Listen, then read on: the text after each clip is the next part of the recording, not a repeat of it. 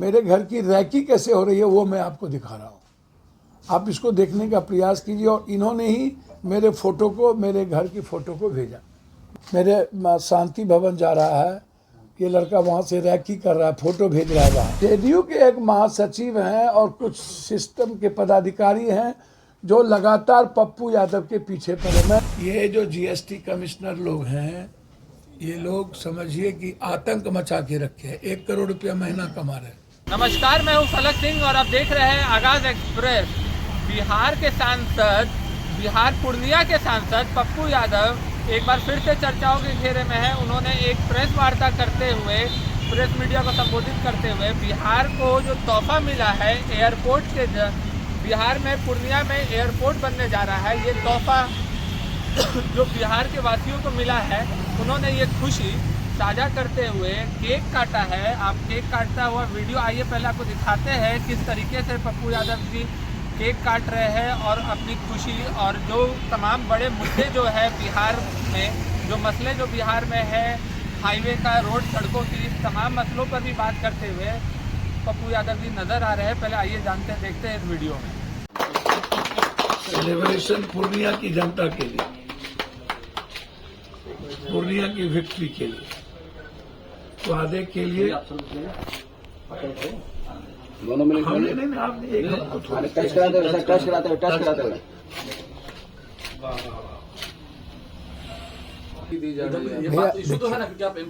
देखिए, बच के मैं, देखिए फिर आप लोग डाइवर्ट कर रहे हैं। और आप लोग क्या कीजिएगा, और यहाँ पर कई लोग हैं, आप लोग इसी चीज को मुद्दा बना दीजिए। हम उसको भी चलाएंगे। हम पूछ रहे हैं आपको धमकी मिली है कि नहीं?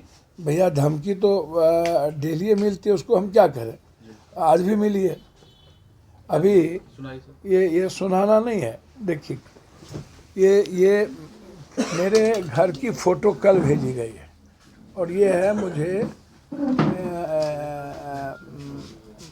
आपको आश्चर्य होगा कि जिस तरीके से अब लिखा जा रहा है कि ये तुम्हारा अर्जुन भवन है जहाँ तुम रहते हो। ये देखिए, ये कल ये उर्दू में लिखा है। अब ये लिखा है कल रात में, और उसको मेरे जब मैं कल सिलीगुड़ी पहुंचा तो उन्होंने हमको मैसेज किया कि सिलीगुड़ी पहुंच गए। सुबह 4 बजे पटना पहुंचा हूं तो वो कह रहा है 4 पहुंच गए पटना। भैया, और जदयू के सरकार के 2-3 पदाधिकारी हैं जो लगातार पप्पू यादव कैसे देखिए, मेरे घर की रैकी कैसे हो रही है वो मैं आपको दिखा रहा हूँ। आप इसको देखने का प्रयास कीजिए। और इन्होंने ही मेरे फोटो को, मेरे घर की फ़ोटो को भेजा। ये देखिए, ये देखिए, ये देखिए, ये लड़का है, ये है, यही सभी जगह। अब देखिए कहाँ से ये लड़का आया। देखिए, ये देखिए, ये लड़का कहाँ से आ रहा है, फ़ोटो कहाँ खींच रहा है। सो देखिए, आप मेरे शांति भवन जा रहा है, ये लड़का वहाँ से रैकी कर रहा है, फ़ोटो भेज रहा है बाहर। ये लड़का है कौन? I don't know. अभी हमें फोटो हम लोग सीसीटीवी से निकाले हैं, कौन है आई डोंट नो। तो इधर दिखा। आप बोल रहे हैं जेडीयू का? नहीं, जेडीयू के एक महासचिव हैं और कुछ सिस्टम के पदाधिकारी हैं जो लगातार पप्पू यादव के पीछे पड़े। मैं नाम खोलूंगा, मैं नाम खोलूंगा भी। और नहीं, रैकी नहीं कर रहे हैं वो लोग। नहीं चाहते हैं मेरी ये लोग की सुरक्षा, पप्पू यादव को या पप्पू यादव के परिवार की सुरक्षा हो। वो लगातार पूर्णिया के पॉलिटिक्स में इंटरेस्टेड लेते हैं। एयरपोर्ट के ज़मीन के मामले को लेके गंभीर क्यों नहीं हुए? वो तो हमारे नेता, सांसद, प्रतिनिधि वहाँ पर हम लोगों ने और गांव के लोगों ने हमको कॉपरेट किया कि जब पप्पू यादव आ गए तो हम ज़मीन देने को तैयार हैं। इसके पहले तो आपने ज़मीन के लिए लाठी गोली तक चलाई थी, लोगों को जेल में बंद किया था। तो इसीलिए यह सिर्फ संघर्ष के वादे जो मैंने किए, मैंने 4 महीने पहले ही वादे पूरे किए। और इसी मुझे 5 महीने के अंदर 48 करोड़ रुपया जो दिया गया टर्मिनल के लिए, बिहार का सबसे खूबसूरत एयरपोर्ट वो बनेगा। मैं इसीलिए बधाई देता हूँ पूर्णिया की जनता और कोसी सीमांचल की जनता को। आप एक भेंट दीजिए।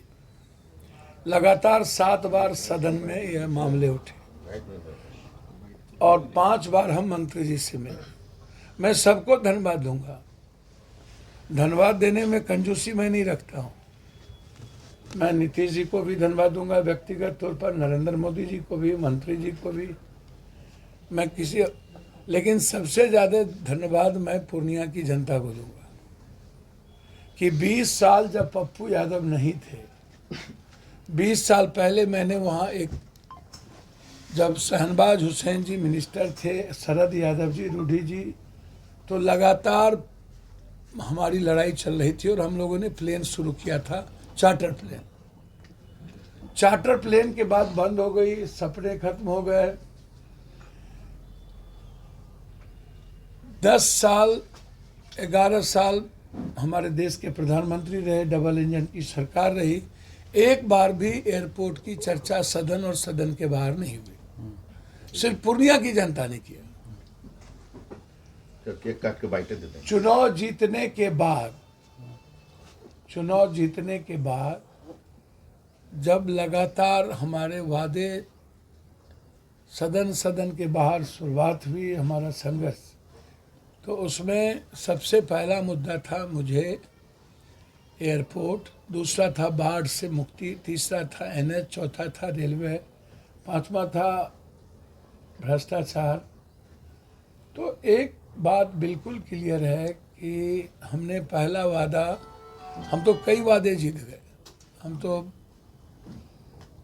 3 NH भी, स्वीकृत एक्सप्रेसवे भी, बाढ़ का DPR 2026 में बन के PM ने परसों चिट्ठी हमको लिखा कि जो आपने मुद्दे उठाए 26 में बाढ़ का DPR बन जाएगा और 27-28 तारीख से 27 और 28 में हाई डैम के निर्माण की कार्य शुरुआत हो जाएगी। तो हम छोड़ने वाले नहीं हैं, लगातार हमारी लड़ाई है। अभी तो 25 तारीख के बाद सदन में जंग शुरू होगी,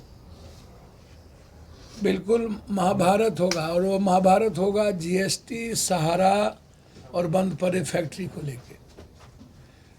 ये जो GST कमिश्नर लोग हैं, ये लोग समझिए कि आतंक मचा के रखे हैं। 1 करोड़ रुपया महीना कमा रहे हैं, आतंक मचा के रखे हुए, इसलिए हम छोड़ने वाले नहीं हैं।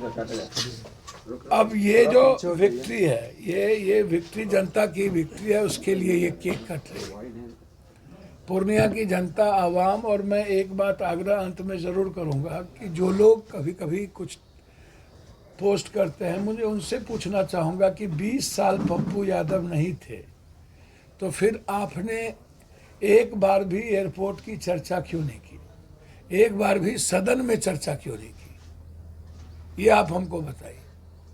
और 20 साल के अंदर हमारे प्रधानमंत्री जी 11 साल से तो थे ना, और नीतीश कुमार जी 20 साल से थे।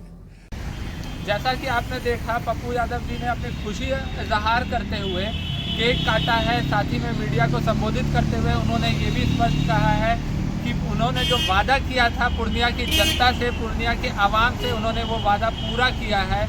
और साथ में और भी जो वादे किए गए हैं वो पूरा करेंगे, उन्होंने इस बात का आश्वासन दिलाया है। और साथ ही में जब मीडिया द्वारा ये प्रश्न पूछा गया कि धमकी का जो सिलसिला है वो थमा है या नहीं, इस पर पप्पू यादव ने CCTV फुटेज दिखाया है और आरोप लगाया है कि जो अपराधी है वो उनकी घर की रेकी करते हुए नजर आ रहे हैं, उनके घर की रेकी कर रहे हैं, उन्हें निशाने पे रखे हुए हैं। और इस तरीके से उन्होंने सरकार की एक बार फिर से आलोचना भी की है कि वो लगातार मुख्यमंत्री के संपर्क में है पर कोई भी कदम नहीं उठा रही है सरकार, जबकि लगातार उन्हें कितनी बार धमकियां मिल चुकी है, व्हाट्सएप पे धमकियां मिली है, फ़ोन पे धमकियां मिली है। और इस तरीके से उन्होंने अपनी चिंता भी व्यक्त की है बढ़ते हुए अपराध को लेकर के, कि जहां उनका ये कहना है कि जब बिहार का जो सांसद है वही सुरक्षित नहीं महसूस कर रहा है तो बिहार की जनता क्या सुरक्षित महसूस करेगी। जुड़े रहे हमारे साथ, देखते रहे आगाज़ एक्सप्रेस। धन्यवाद।